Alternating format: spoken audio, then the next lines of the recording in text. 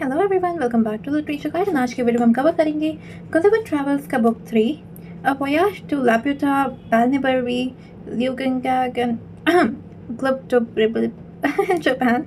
Why this one is so hard to say out loud? Anyways, तो chapter 1 शुरू होता है। अब चल रहा है 1706। गलिवर जो है वो एक और अपने वोयाज पे निकल चुका है। 2 बारी से उसको शांति नहीं मिली है, तो वो थर्ड टाइम दोबारा घूम रहा है। बट अगेन उसकी journey once again dangerous turn हो गई। एक बॉयलिंग स्टॉर्म आया फॉर द थर्ड टाइम और उसकी शिप को उड़ा दिया। और स्टॉर्म के बाद उसकी जो शिप है उसे अटैक कर दिया 2 पायरेट वेसल ने। तो बिकॉज उसकी शिप बहुत हैवीली लोडेड थी गुड्स के साथ, वो काफ़ी स्लो एंड ईजिली ओवरटेक कर लिया उसको। द पायरेट जो थे उन्होंने उनकी शिप को कैप्चर किया एंड गलिवर था उसे बहुत नैरोली एस्केप किया डेथ को at the hands of a cruel Dutch pirate. अब उसकी ही इज देन अबैंडन्ड, उसे एक स्मॉल कैनोए पे छोड़ दिया, अबैंडन कर दिया, जिसमें सिर्फ 8 दिन के खाने का सप्लाई था। और अब उसी में अकेला था। गलिवर जो था वो फोर्स हो गया था कि वो सर्वाइव करे बाय नेविगेटिंग एक towards a group of island जो उसने अर्लियर देखा था अपना पॉकेट ग्लास यूज़ करके। तो अब क्या होता है, गलिवर जो है वो reaches the last island in the group. अब वो लास्ट आइलैंड पे पहुंचता है जो कि ऐसा लगता है कि डिजर्टेड है। तो वहाँ पे जाता है और वहाँ पे ड्राई केव होता है जहाँ पे वो अपनी नाइट को स्पेंड करता है। अगली मॉर्निंग क्या होता है, वेदर जो होता है वो बहुत ही एक्सट्रीमली हॉट होता है। तो जब वो केव के बाहर आता है ही सडनली नोटिस की जो सनलाइट है वो डिसअपियर हो गई है और जो स्काई है वो डार्क टर्न हो चुका है। और ये होता है क्योंकि एक बहुत ही बड़ा ऑब्जेक्ट जो है वो सन को ब्लॉक कर रहा होता है। तो गलिवर ऊपर देखता है, वो देखता है कि बहुत ही स्ट्रेंज फ्लोटिंग आइलैंड है एयर में, ठीक है, at a height of about 2 miles. और अपना पॉकेट ग्लास यूज करके वो ऑब्जर्व करता है कि आइलैंड तो इनहैबिटेड है, ठीक है, यहाँ पे लोग हैं और ये 2 पार्ट में 2 लेवल में डिवाइड हुआ है with people living on it. तो ये फ्लोटिंग आइलैंड जो है ये slowly descend until it comes about 100 yards above him। तो वो धीरे धीरे डिसेंड करता है जब तक वो सिर्फ उसके 100 yards अबव आ जाता है उसके। गलिवर जो है देन वो लिफ्ट उसे उठाया जाता है ग्राउंड से यूजिंग अ चेयर, ठीक है, चेयर के उससे उठाया जाता है जो कि चेन से अटैच होती है और उसे फ्लाइंग आइलैंड पे लाया जाता है। इससे उसकी एंट्री होती है इन द वर्ल्ड ऑफ लापुटा। तो यहाँ पे क्रिटिकल एनालिसिस देखिए कि political bias in the pirate episode, ठीक है, स्विफ्ट ने डच पायरेट को काफी क्रूअल और वायलेंट दिखाया जो कि हिस्टोरिकल इंग्लिश को specially Tory bias against the Dutch जो देखे जाते थे commercial rivals, politically different in religious tolerance and economically competitive with England. Then ये contrast between the Dutch pirate और दूसरे जो सेलर्स थे वो स्विफ्ट का सटारिकल यूज ऑफ नेशनैलिटी दिखाता है टू एक्सप्रेस पॉलिटिकल क्रिटिसिज्म। फिर आता है इंट्रोडक्शन टू साइंटिफिक फैंटेसी। जो फ्लोटिंग आइलैंड लापुटा का ये one of the most imaginative invention है।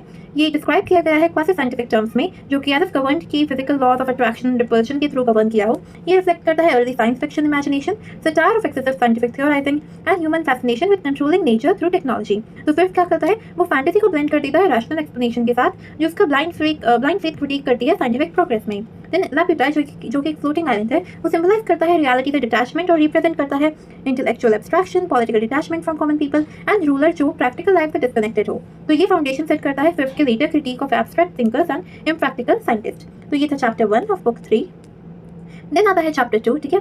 तो यहाँ पे क्या होता है, गलिवर ऑब्जर्व करता है कि ये पीपल जो है फ्लाइंग मैन पे लापुटा के ये सारे सिमिलर लगते हैं अपनी अनयूजुअल अपीयरेंस में। उनके हेड जो है या तो वो थोड़े लेफ्ट की तरफ मुड़े हुए हैं या थोड़े राइट की तरफ है। एक आई जो है वो अंदर की तरफ गई हुई है, टर्न हुई हुई है, और दूसरी जो है वो ऊपर स्काई की तरफ देखती है। तो ये जो है काफ़ी डिस्ट्रैक्टेड और एब्सेंट माइंडेड लुक देता है इनको। तो अगर हमें इमेजिन करना हो तो ये हो गया एक नेक, ठीक है, और ये थोड़ा लेफ्ट की तरफ टिल्टेड फेस है। ये चलो बाल हो गए उसके, ये स्माइल हो गई, ये नोज़ हो गई, ये नोज़ ऐसी क्यों है, हाँ।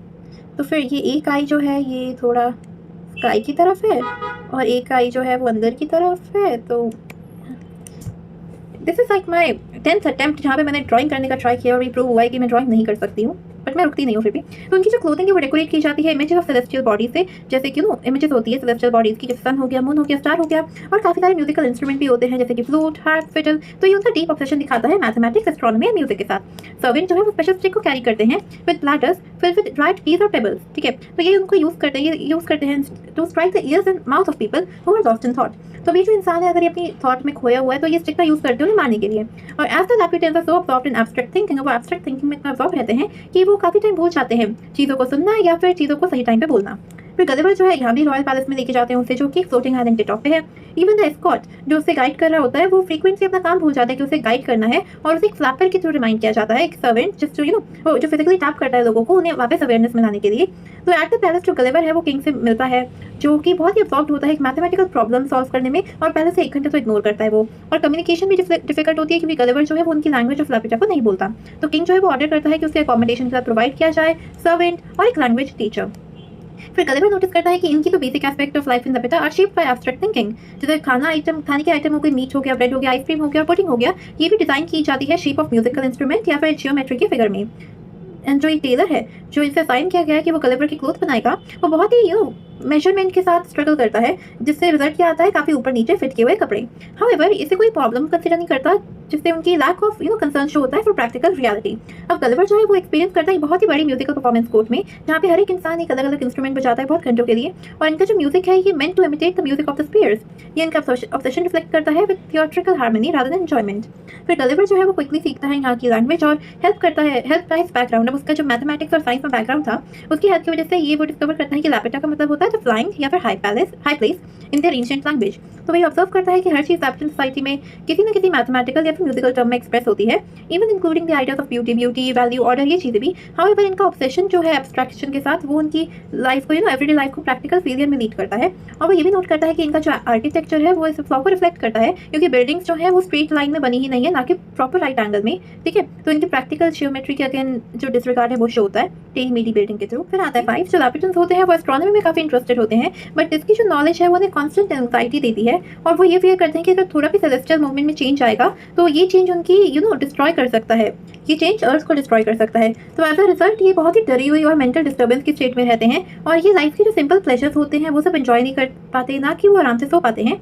तो वो हमेशा कुछ ना कुछ कॉस्मिक इवेंट के बारे में वरीड होते हैं।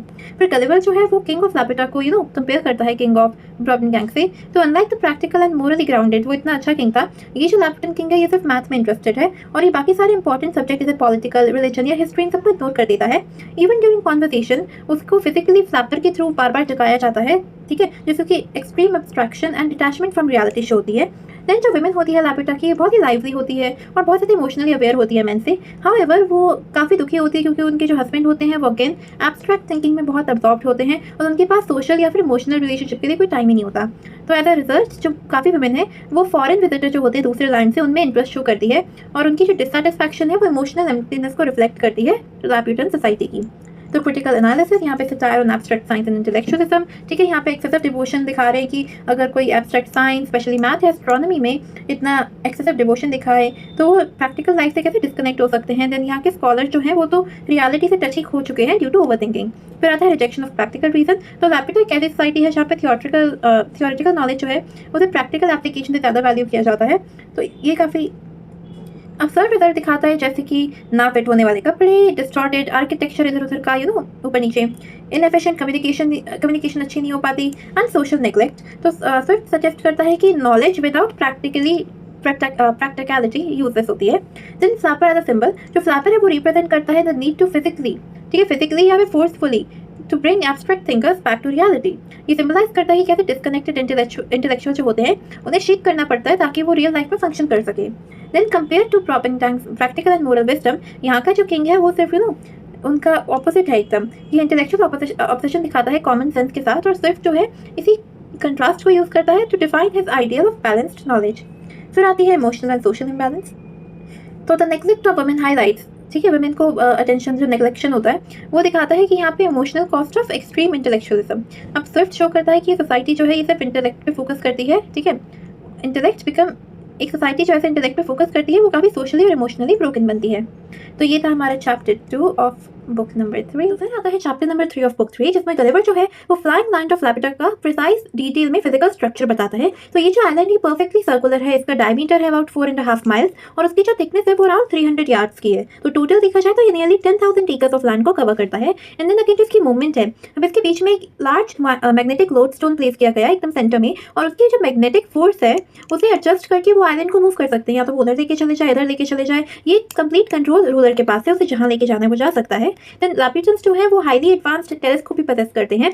उससे उन्हें क्या बोलता है, उससे उन्हें अलाउ होता है कि वो स्पेस वगैरह में जो सेलेस्टियल बॉडीज है उन्हें ग्रेट डिटेल में ऑब्जर्व कर पाएं, और इसी रीजन की वजह से वो ये क्लेम करते हैं कि उन्हें यूरोपियन से ज़्यादा नॉलेज है एस्ट्रोनॉमी की। ठीक है, हाउएवर उनकी जो साइंटिफिक एडवांसमेंट है वो यूरोपियन से ज़्यादा है, बट उनके पास प्रैक्टिकल विजडम नहीं है, वो बैलेंस नहीं है। तो इस इम्बैलेंस की वजह से क्या होता है, वो उसका सही तरह से यूज़ नहीं कर पाते, और ये एक सटायरिकल पॉइंट बन जाता है नैरेटिव में। फिर आता है ऑल्दो द किंग ऑफ लैपेटा। अब जो किंग है वहाँ का वो अपीयर करता है पावरफुल, दिखता पावरफुल है, बट वो प्रॉपर तरह से एक रूलर नहीं है, क्योंकि जो उसकी अथॉरिटी होती है वो बहुत लिमिटेड होती है उसके मिनिस्टर की वजह से। अब देखो ये लोग फ्लाइंग आइलैंड पे रहते हैं, यहाँ पे जो रूलर है, मिनिस्टर है, जो बड़े बड़े लोग हैं वो यहाँ रहते हैं, और जो कॉमन लोग हैं वो नीचे वाले लैंड पे रहते हैं। तो जो ये मिनिस्टर है ना, इनकी जो प्रॉपर्टी है वो नीचे वाले लैंड पे है, और इसी की वजह से मिनिस्टर लोग जो है वो उन्हें रिफ्यूज़ कर देते हैं कि अगर वो कोई एक्शन लेने लगता है अगेंस्ट द पीपल तो वो they refuse to fully support oppressive action. कोई भी ऑपरेसिव एक्शन है वो सपोर्ट ही नहीं करते, क्योंकि उनकी जो वेल्थ है और सिक्योरिटी है वो नीचे वाले लैंड पे भी डिपॉजिट है।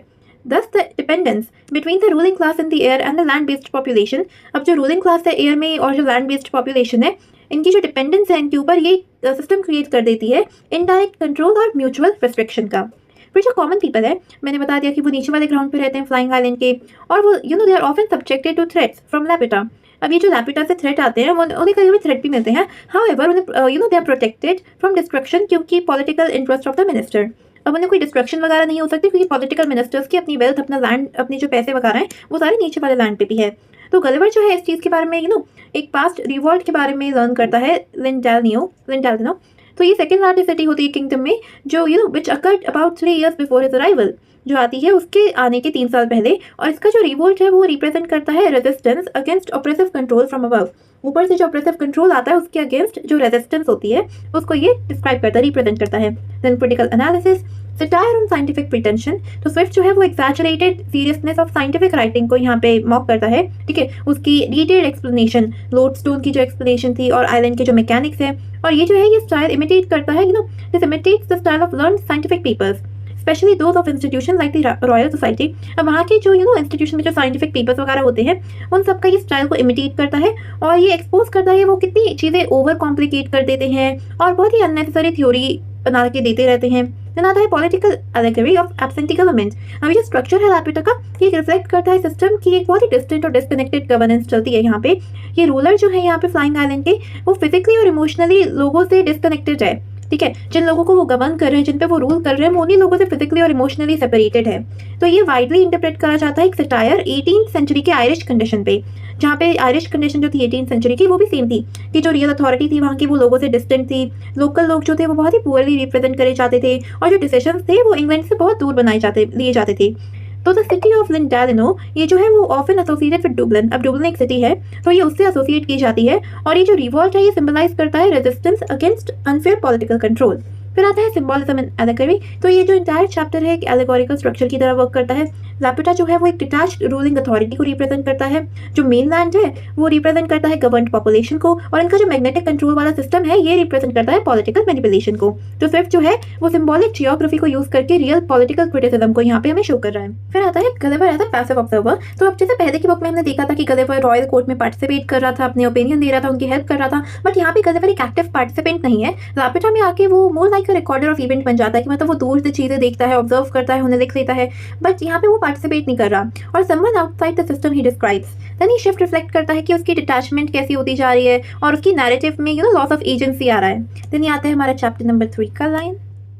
देन चैप्टर 4 में क्या होता है, गलिवर जो है वो अपनी लाइफ से बोर हो जाता है फ्लाइंग आइलैंड की। बस यहाँ पे 2 महीने रहने के बाद वो बहुत बोर हो जाता है, तो इवेंचुअली उसे परमिशन मिल जाती है एक बहुत ही पावरफुल लॉर्ड से, जो किंग से रिलेटेड होता है, ठीक है। तो उसे परमिशन देता है। तो ये लॉर्ड जो है ये अदर लैपिटन से थोड़ा सा डिफर करता है, डिफरेंस अलग है।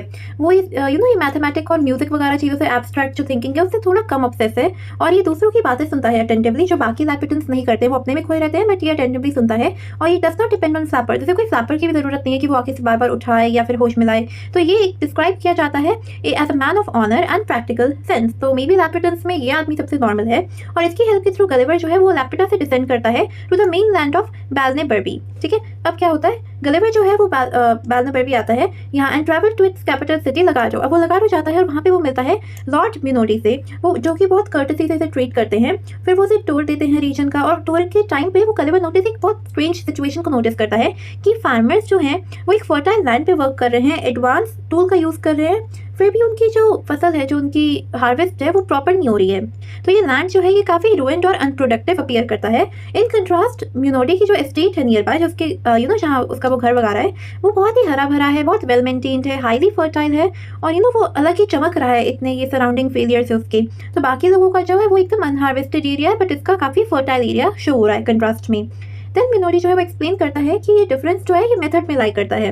वो जो है वो ट्रेडिशनल टेस्टेड एग्रीकल्चर प्रैक्टिसेस को फॉलो करता है, जिससे उसकी एस्टेट जो है वो सक्सेसफुल रहती है। हाउएवर जो दूसरे लोग हैं उन्होंने इन प्रैक्टिसेस को छोड़ दिया है ताकि वो नए टेक्निक से एक्सपेरिमेंट कर पाए। तो वो यही कह रहा है कि क्योंकि मैं ट्रेडिशनल चीज़ों को फॉलो करता हूँ मेरा काम इतना सक्सेसफुल है, बट क्योंकि वो लोग नई एक्सपेरिमेंट नई टेक्निक के चक्कर में पड़े हुए हैं तो उनका काम नहीं हो पा रहा। फिर वो गलिवर को बताता है कि अभी से 40 साल पहले, 40 साल अर्लियर, कुछ लोग थे जिन्होंने who had visited Lapita, returned with a little knowledge of mathematics, ठीक है। तो कुछ लोग थे जिन्होंने लैपिटा का विजिट किया था और वो थोड़ी मैथ्स की नॉलेज के साथ आए थे और उन्होंने स्टैब्लिश किया था academies of projectors in Lagado and other towns. ठीक है, उन्होंने सब्जेक्ट इंट्रोड्यूस करा था, स्टैब्लिश किया था प्रोजेक्टर्स। अभी जो प्रोजेक्टर्स है ये न्यू मेथड इंट्रोड्यूस करते थे एग्रीकल्चर के और कंस्ट्रक्शन की, बट क्योंकि इनके most of the idea again impractical थे, क्योंकि लैक ऑफ प्रैक्टिकल विजडम, तो ये कभी प्रॉपर्ली डेवलप नहीं हो पाया, जिससे एक वाइड स्प्रेड फेलियर हो गया हर जगह पे और प्रोडक्टिविटी में डिक्लाइन आ गया। फिर आता है example of wet scientific experiment. तो जो मनेटिक है वो गलिवर को शो करता है एक पुरानी मिल उसके स्टेट पे, ठीक है, एज एन एग्जाम्पल। तो वो ओरिजिनली बहुत एफिशिएंट होती थी और उसे यूज़ किया जाता था रिवर वाटर के थ्रू, ठीक है, उसे चलाते थे रिवर वाटर के थ्रू। बट हाउएवर फिर प्रोजेक्टर आ गए और उन्होंने सोचा कि हम इसको इम्प्रूव करेंगे। और वो इम्प्रूव कैसे करेंगे? उन्होंने सोचा कि इसको हम लोग वाटर पंप लगाएंगे, ठीक है, improve it by pumping water. हम उस वाटर को पंप करेंगे हिल पे ताकि वो एक पावर जनरेट कर पाए गिरते हुए पानी से। तो ये आइडिया काफ़ी इम्प्रैक्टिकल था और 2 साल लगे उसमें, काफ़ी लेबर लगे और काफ़ी काम लगा, बट ये प्रोजेक्ट जो था वो ऐसा फेलियर अबैंडन कर दिया गया और फिर इसके चक्कर में ये जो मिलिट्री है उसे सुनना पड़ा। तो ये इलस्ट्रेट करता है the waste cost by impractical experimentation. उसने आइडिया तो बना लिया साइंस का, बट उसने रियल लाइफ वर्ल्ड को नहीं देखा कि क्या ये असली में काम करेगा। फिर आता है क्रिटिकल एनालिसिस। तो ये शो करता है satire on blind scientific innovation. अब सिर्फ यही क्रिटिसाइज कर रहा है कि लोगों का ऑब्सेशन जो है नोवेलिटी में, science with novelty in science, जब वो इन चीज़ों को, प्रैक्टिकलिटी को इग्नोर कर देते हैं। जैसे कि प्रोजेक्टर जो है उन इंडिविजुअल को रिप्रेजेंट करता है जो एब्स्ट्रैक्ट थ्योरीज को परस्यू करते हैं, उनके पीछे जाते हैं, बट वो रियल वर्ल्ड यूजफुलनेस को कंसिडर नहीं करते कि जो वो आइडिया सोच रहे हैं, जो वो प्लान बना रहे हैं, क्या वो रियल लाइफ वर्ल्ड में, रियल सिचुएशन में काम करेगा। तो वो साइंस को अपोज नहीं कर रहा है, बट वो उसे कंडेम कर रहा है। वो कह रहा है useless experimentation, rejection of proven methods और obsession with novelty over effectiveness, कि उन्हें क्रिएटिव आइडियाज वगैरह के साथ आना है ओवर इफेक्टिवनेस। फिर आता है conflict between theory and practice. तो ये चैप्टर क्लियरली हाईलाइट करता है एक बहुत ही बड़ा contrast between abstract theoretical thinking, जैसे लैप्यूटन की इन्फ्लुएंस है प्रोजेक्टर्स पे, ठीक है, लैप्यूटन इन्फ्लुएंस एंड प्रोजेक्टर्स, और फिर प्रैक्टिकल एक्सपीरियंस बेस्ड नॉलेज जो कि है मिनेटी के मेथड्स।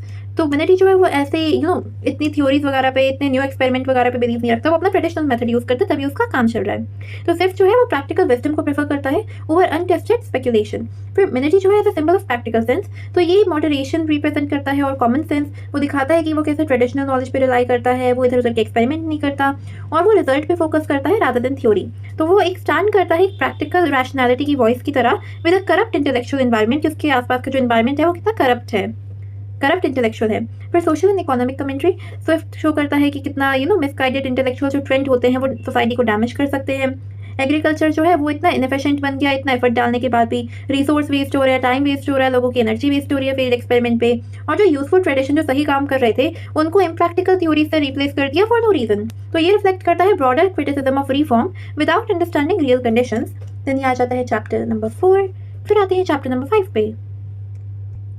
फिर गलिवर विजिट करता है अकेडमी ऑफ लगाडो, एक बहुत ही बड़ा इंस्टीट्यूशन जिसमें अराउंड 500 रूम्स है और वो सारे डेडिकेटेड है वेरियस साइंटिफिक प्रोजेक्ट के लिए। वहाँ पे जो वो चीज़ें देखता है वो उसे शॉक कर देती है, क्योंकि मोस्ट ऑफ द एक्सपेरिमेंट जो वहाँ पे चल रहे होते हैं वो काफ़ी इम्प्रैक्टिकल होते हैं और स्टूपिड होते हैं, अब्सर्ड होते हैं। तो वो क्या होते हैं?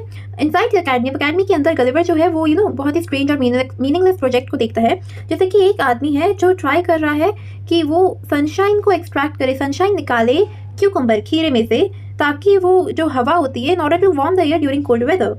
तो उसका प्लान ये है कि वो ठंडे वेदर में, सर्दियों के टाइम पे वो खीरे में से सनशाइन निकाले ताकि हवा गर्म हो जाए। भाई क्या क्या दिमाग है इसमें। फिर एक और अनदर फिल्दी रिसर्चर जो है वो अटेम्प्ट करता है to reverse human excrement back into food. जब मैं सोचती हूँ कि इससे अजीब चीज़ इस बुक में नहीं आ सकती है या नहीं आएगी, तभी वो आ जाता है। तो एक और फिल्दी रिसर्चर है वो अटेम्प्ट कर रहा है कि ह्यूमन जो वेस्ट निकालते हैं सुसुपॉटी, वो सब उसे रिवर्स करके वापस खाने में ला पाए। भाई कौन खाएगा ऐसा खाना? फिर जो कुछ साइंटिस्ट है वो ट्राई कर रहे हैं कि वो घर बना पाएँ starting from the roof downward. अब जैसे बीज होती है या फिर मकड़ी वगैरह होते हैं, स्पाइडर होते हैं, उनका घर थोड़ा ऐसा होता है कि ये छत है और ये घर है उनका, और ये साइंटिस्ट सेम चीज़ कर रहा है, वो भी ऐसा ही घर बनाने की कोशिश कर रहा है कि जहाँ पे रूफ नीचे हो बाकी का घर ऊपर हो। फिर जो अदर्स हैं वो अटेम्प्ट कर रहे हैं कि वो गन पाउडर बना पाए आइस को हीट करके, बर्फ़ को हीट करके वो गन पाउडर बना पाएँ। फिर एक ग्रुप है जो ट्राई कर रहा है कि वो एग्रीकल्चर को इम्प्रूव कर पाए by planting acorns and chestnut and letting pigs dig them up. तो वो एकॉर्न और चेस्टनट, यहाँ पे हम देख सकते हैं कि ये वाला चेस्टनट है, वो वाला एकॉर्न है। अब उसका प्लान यही है कि वो एग्रीकल्चर को इम्प्रूव करेगा इन दोनों को प्लांट करके और फिर पिग्स से ये डिग देम अप लाइक निकलवा के। तो ये एक्सपेरिमेंट शो करते हैं complete disconnect from practical reality. By the way this is important, ठीक है। एग्जाम्पल में हम लोग देख सकते हैं कि ये क्या अजीबोगरीब एक्सपेरिमेंट कर रहे थे। इंपॉर्टेंट है। Another machine for writing books. एक और सेक्शन के अकेडमी में गुलिवर एक प्रोजेक्टर से मिलता है जिसने एक मशीन इन्वेंट करी है जो मैकेनिकली बुक्स को प्रोड्यूस कर सकता है, जो कि फिलोसफी और आर्ट से रिलेटेड हो। और ये जो इन्वेंशन है ये बनाया गया है ताकि ह्यूमन की जो नीड होती है, एक इंसान की जो नीड होती है क्रिएटिविटी और एफर्ट में, राइटिंग में, वो रिमूव हो जाए। तो स्विफ्ट इस आइडिया को मॉक करता है कि इंटेलेक्चुअल वर्क जो है वो भी एक मैकेनिकल प्रोसेस में रिड्यूस हो सकता है, बदल सकता है। फिर आता है स्कूल ऑफ लैंग्वेज। तो गलिवर जो है वो विजिट करता है स्कूल ऑफ लैंग्वेजेस, जहाँ पे प्रोफेसर जो है वो कम्युनिकेशन को सिंप्लीफाई करने की कोशिश कर रहे हैं, अननेसेसरी वर्ड जो वर्ड्स नीडेड नहीं है उनको हटा के, और एक रिफॉर्म लैंग्वेज स्ट्रक्चर बना के, ठीक है, लैंग्वेज स्ट्रक्चर को रिफॉर्म करके। ऑल्दो ये थोड़ा सा ज़्यादा रीजनेबल लगता है दूसरे एक्सपेरिमेंट में, ये अभी भी एक पार्ट है ब्रॉडर सैटारिकल पिक्चर का जो मिसगाइडेड इंटेलेक्चुअल ऑब्सेशन है। नाता है critical analysis. Satire on use scientific research हमने देख लिया कि कैसे वो मॉक करता है, सटायर यूज़ करता है ऐसे अजीबोगरीब एक्सपेरिमेंट के लिए। और स्विफ्ट उन स्कॉलर को क्रिटिसाइज करता है जो अपना टाइम वेस्ट करते हैं इम्पॉसिबल आइडियाज़ पे, अपनी दुनिया की नीड्स को इग्नोर करते हैं और थ्योरी को प्रायोरिटाइज करते हैं यूजफुलनेस के ऊपर। तो ये अकेडमी वही रिप्रेजेंट करती है, इंटेलेक्चुअल एम्बिशन विदाउट रिस्पॉन्सिबिलिटी या फिर कॉमन सेंस। देन आता है पैरोडी ऑफ साइंटिफिक राइटिंग। तो स्विफ्ट उनको भी मॉक करता है द फॉर्मल साइंटिफिक स्टाइल उसके टाइम का, जैसे कि होता था specially the papers published in institution like the Royal Society. अब रॉयल सोसाइटी में जैसे पब्लिश पेपर्स पब्लिश होते थे, द फिलोसॉफिकल अकाउंट्स जो इमिटेट कर रहा है सीरियस एकेडमिक राइटिंग, बट इतनी सीरियस एकेडमिक राइटिंग यूज़ करके वो ऐसे रिडिकुलस एक्सपेरिमेंट को डिस्क्राइब कर रहे हैं। तो ये एक्सपोज करता है the gap between tone and content. फिर आता है failure of reason without practical grounding. तो ये चैप्टर शो करता है कि जब तुम डिटैच हो जाते हो एक्सपीरियंस से और वो एकदम स्टूपिड बन जाता है। तो साइंटिस्ट जो ये लगा लो कि साइंटिस्ट है, ये यही रिप्रेजेंट करते हैं इंटेलिजेंस विदाउट जजमेंट, जो लीड करता है वेस्टेड एफर्ट और सोशल हार्म की तरफ। फिर ये हमारा चैप्टर 5 हो गया। इंडियन आता है चैप्टर नंबर 6। फिर गलिवर जो है वो विजिट करता है स्कूल ऑफ पॉलिटिकल प्रोजेक्टर्स। अब एक स्कूल है ये पॉलिटिकल प्रोजेक्टर्स का, इसी अकेडमी ऑफ लगाडो में। और ये जो प्रोफेसर है ये एकदम उसे इरेशनल लगते हैं क्योंकि वो डिजाइन करते हैं बहुत ही unrealistic scheme for improving practical life और गवर्नेंस। अब वो पॉलिटिकल लाइफ और गवर्नेंस इंप्रूव करने के लिए वो काफ़ी अनरियलिस्टिक स्कीम निकालते हैं। तो वो सजेस्ट करते हैं कि जो मोनार्क है वहाँ के, उन्हें मिनिस्टर को अपॉइंट करना चाहिए based on wisdom, virtue and ability. जो मिनिस्टर है उन्हें पब्लिक वेलफेयर को एक्टिवली प्रमोट करना चाहिए और मेरिट और पब्लिक की जो सर्विसेज है वो प्रॉपर्ली रिवॉर्ड होनी चाहिए। तो गलिवर जो है इन आइडिया को डिसमिस कर देता है बाय सेइंग कि कितने वाइल्ड और इम्पॉसिबल आइडियाज है ये सजेस्ट कर रहा है कि ऐसे आइडियल्स जो होते हैं, ये such ideals are unrealistic in actual political practice. अब अगर तुम कोई ऐसी पॉलिटिकल प्रैक्टिस करोगे तो वो कह रहा है ये आइडियाज काफ़ी अनरियलिस्टिक होते हैं। फिर आता है द प्रैक्टिकल प्रोफेसर और उसकी अब्सर्ड रेमेडीज। तो एक प्रोफेसर क्लेम करता है कि ज़्यादा प्रैक्टिकल होने के लिए वो and proposes extreme methods to cure political corruption and efficiency. तो वो पॉलिटिकल करप्शन और इनएफिशिएंसी जो होती है उससे इंप्रूव करने के लिए वो कुछ मेथड निकालता है। उसकी सजेशन ये है कि correcting court officials memory by physical punishment such as pinching, kicking और ड्रिंकिंग। तो वो कहता है कि अब जो कोर्ट ऑफिशियल्स की मेमोरी है उसको इम्प्रूव कर सकते हैं फिजिकल पनिशमेंट के थ्रू, जैसे उन्हें पिंच करना या लात मारना या उन्हें ब्रिक करना। Then forcing senators to vote opposite to their stand opinion to ensure better governance. अब वो सेनेटर को कह रहा है कि उन्हें फोर्स करें कि वो अपने ऑपोजिट साइड को वोट करें ताकि उनकी जो ओपिनियन है वो बेटर गवर्नेंस को लाए। फिर solving party conflict by splitting politicians के ब्रेन। ठीक है, पार्टी के कॉन्फ्लिक्ट को सॉल्व करेंगे पॉलिटिशियन के ब्रेन को स्प्लिट करके, और उसका जो ओके, तो ये दो पॉलिटिशियन है, अब इसका हमने आधा ब्रेन लिया 50%, इसका हमने आधा ब्रेन लिया 50%, और अगर इन दोनों को जोड़ दे तो ये बन जाएगा 100%। और इससे क्या होगा, उनकी जो पॉलिटिकल पार्टी के कॉन्फ्लिक्ट है वो सॉल्व हो जाएंगी और मॉडरेट थिंकर्स प्रोड्यूस होंगे। तो ये आइडिया एक्सैचुरेट करता है पॉलिटिकल प्रॉब्लम को and reduce governance to mechanical and violent manipulation of human behaviour. फिर आता है taxation debate and social absurdities. तो गलिवर जो है ऑब्जर्व करता है एक और डिबेट टैक्सेशन पॉलिसीज पे। तो एक प्रोफेसर जो है वो प्रपोज करता है कि पीपल को उनके वाइसेस एंड फॉलीज के अकॉर्डिंग टैक्स चार्ज करना चाहिए, बल्कि जो दूसरा है वो कहता है कि जो टैक्स होना चाहिए वो पर्सनल क्वालिटीज पे होना चाहिए। तो वो फर्दर ये कहते हैं कि highest tax on men most favoured by women tax according to, ठीक है, तो वुमेन जो है उन्हें टैक्स लगाना चाहिए उनकी ब्यूटी या फिर फैशन के अकॉर्डिंग। मोरल क्वालिटीज जैसे कि ऑनेस्टी, चास्टिटी और गुड सेंस जो है यहाँ पे इग्नोर हो रहे हैं, बीइंग इग्नोर्ड, क्योंकि ये काफ़ी रेयर और डिफिकल्ट टू मेजर होते हैं। तो ये रिड्यूस करता है human values to absurd economic calculation. फिर आता है मेथड ऑफ डिटेक्टिंग कॉन्स्पिरेसी। तो एक और प्रोफेसर प्रेजेंट करता है एक method for discovering conspiracies by analyzing diet, sleeping habit and even the colour of excrement which he claims reveals thoughts and intention। तो एक प्रोफेसर जो है वो ये प्रेजेंट कर रहा है कि कॉन्स्पिरेसी डिस्कवर करने के लिए क्या तरीका है। हम उनकी डाइट को देखें कि इंसान की डाइट कैसी है, उसकी सोने की आदत कैसी है, और उसका पॉटी और सूसू जो उसका वेस्ट होता है वो किस कलर का है, क्योंकि उसे लगता है कि ये चीज़ जो है उनके थॉट और इंटेंशन को रिवील कर सकती है। तो ये एक बहुत ही ग्रोटेस्क पैरोडी है scientific reasoning applied to politics. Again grotesque का मतलब होता है स्ट्रेंज, ठीक है। फिर आता है गलिवर का डिस्क्रिप्शन ऑफ ब्रिटेन। तो गलिवर जो है वो अपनी कंट्री जो ट्रिब्निया ब्रिटेन को बताता है, also called Langton England.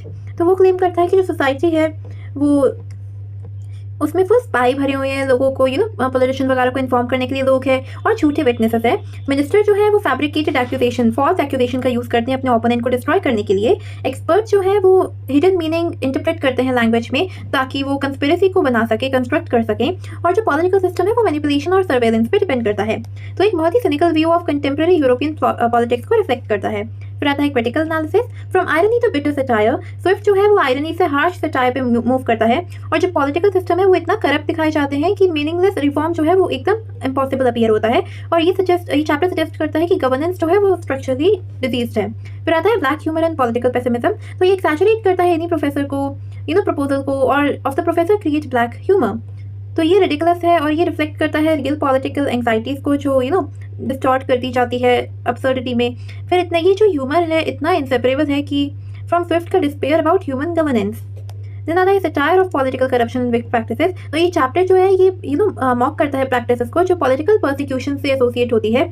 Persecution कहें तो एक तरह से मिसट्रीटमेंट कह लो, पॉलिटिकल मिसट्रीटमेंट टाइप। तो इसमें स्पाई होते हैं, फॉल्स एक्यूजेशन होते हैं, और एविडेंस को मैनिपुलेट करना, मतलब झूठा एविडेंस वगैरह दिखाना। तो ये स्विफ्ट का क्रिटिसिज्म रिफ्लेक्ट करता है ऑफ कंटेम्प्रेरी पॉलिटिकल फैक्शंस और उसके मेथड। फिर गलिवर का इंक्रीजिंग सिनिसिज्म। तो गलिवर जो है वो और क्रिटिकल हो जाता है अपनी सोसाइटी को लेके, बट उसकी जो अंडरस्टैंडिंग है वो भी लिमिटेड रहती है। और ये जो रिपोर्ट ये रिपोर्ट अब्सर्डिटीज, ये अब्सर्डिटीज को रिपोर्ट करता है without fully grasping their deeper ethical implication.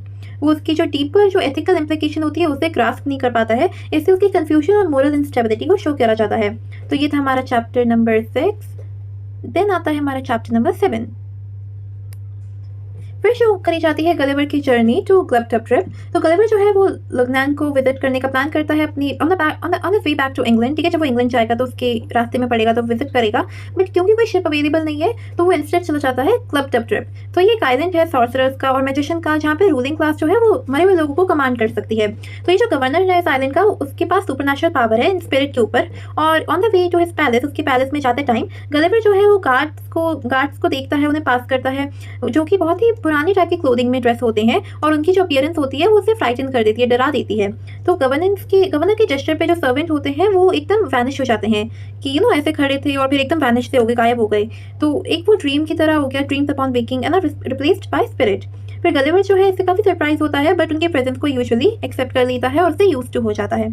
फिर जो गवर्नर है वो अलाउ करता है गलिवर को to summon and speak with the dead.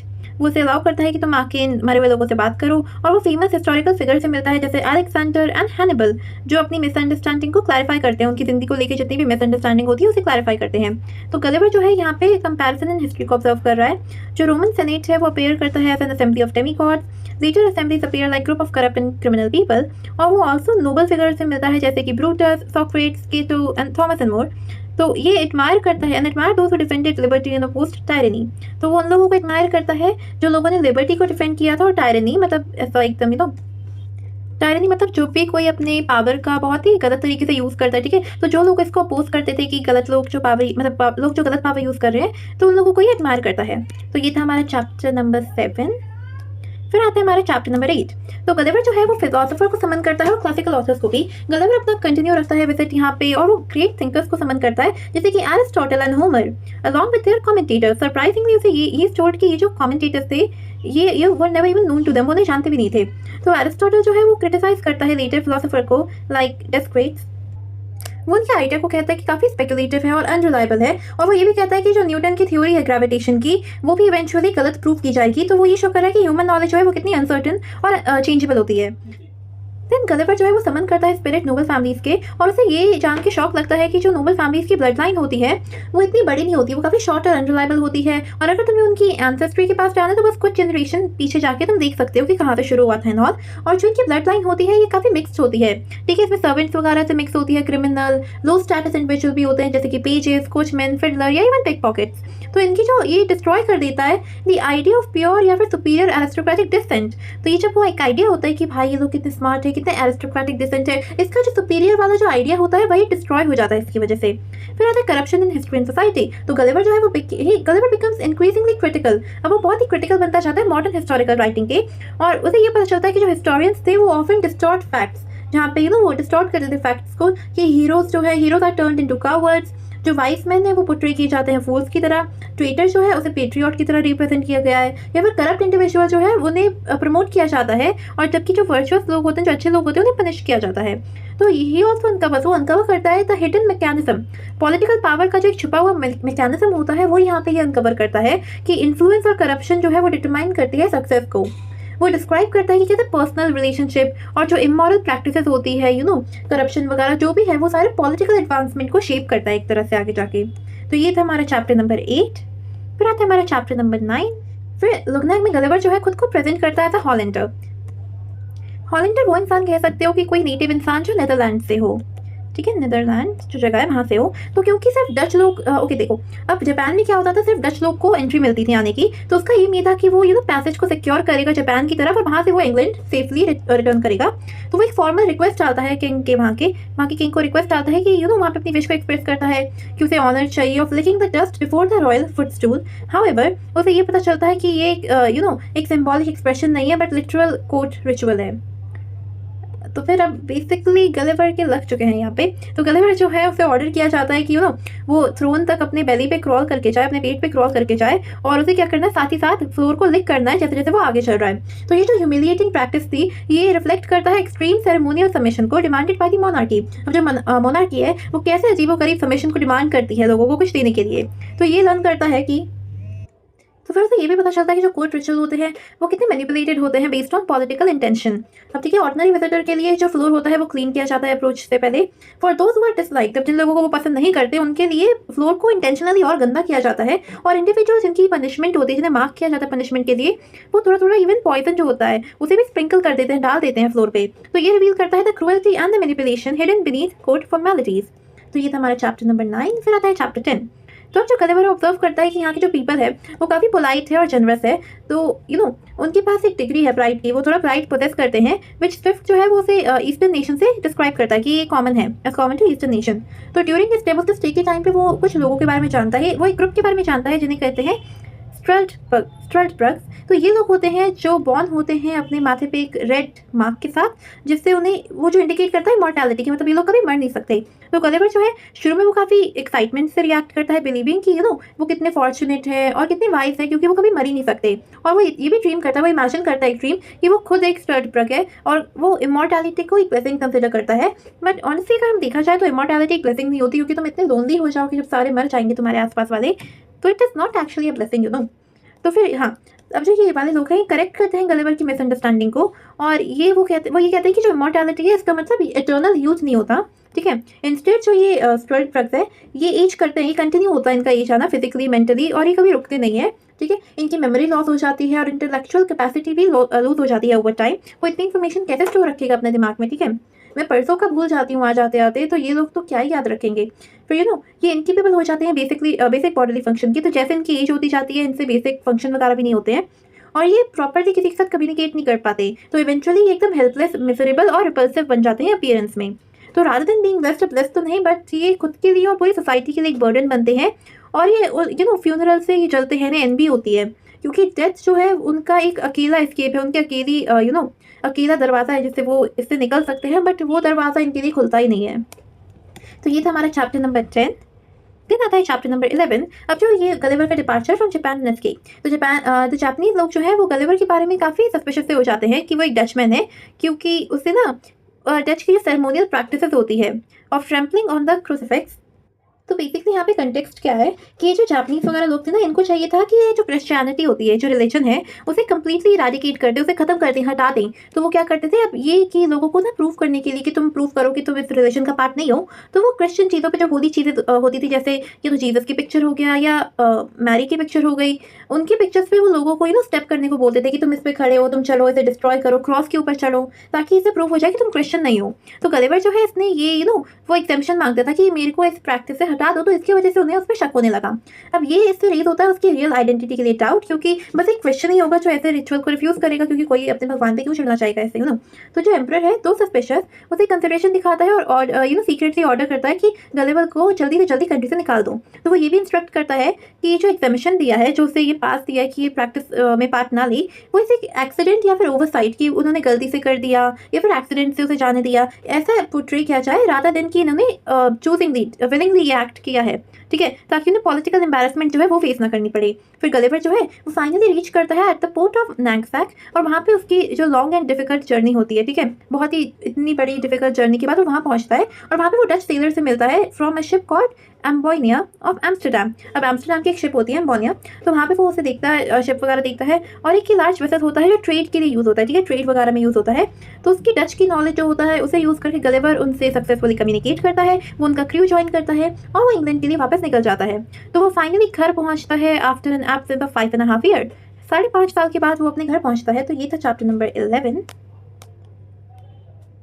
ठीक है, तो यहाँ पे हमारे कुछ क्वेश्चन आ गए, इम्पॉर्टेंट।